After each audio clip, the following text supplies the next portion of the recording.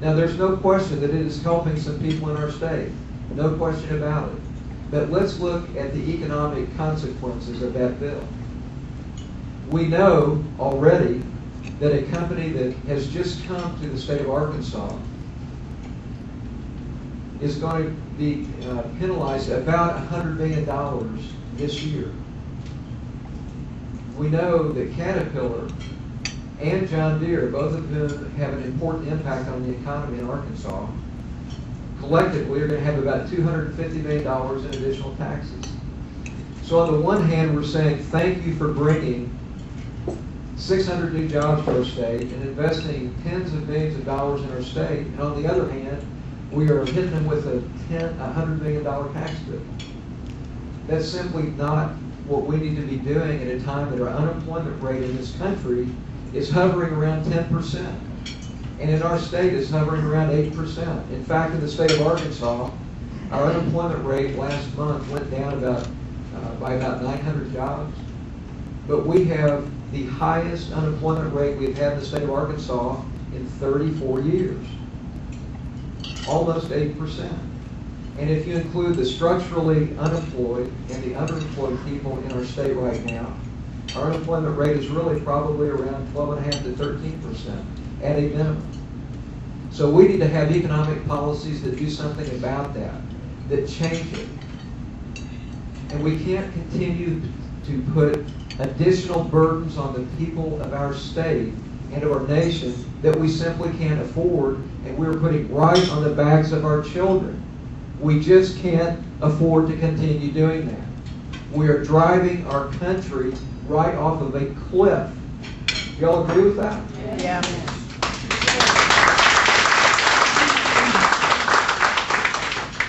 Now, most recently, the immigration bill has become a hot topic because of what's happened in Arizona. How many of y'all have actually read the bill? Be honest. How many of y'all actually read the bill? I've read it.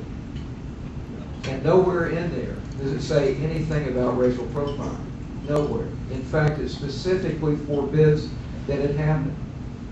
But the most important issue for me is this. Our president promised us that he would have an immigration bill within the first year of his administration. And we have yet to see an immigration bill. And as a result, our borders are still not secure. And at the end of the day, folks, that is the most important responsibility that we have as a nation, is to secure those borders. And yet, our president has not done anything about it. And there are technologies out there that we can employ, including using drones, unmanned drones, a variety of other things that we can do. In my opinion, we should be employing the National Guard and using other methods to secure that border down there. Because until we do that, we are subjecting ourselves to all kinds of problems with not only illegal immigration, but drug trafficking. And the people of Arizona simply stood up and said, you know what? If the federal government is not going to take a stance on this, we need to do something about it. They are protecting their children. They're protecting their neighbors. They're protecting their wives. And they stood up and did something about it. Is it controversial? Yes. But why? There is nothing in that bill that goes beyond what the federal government already should be doing. And that is protecting our borders, protecting our citizens, and making sure that we don't have inappropriate, illegal immigration coming into our country. Y'all agree with that? Yeah.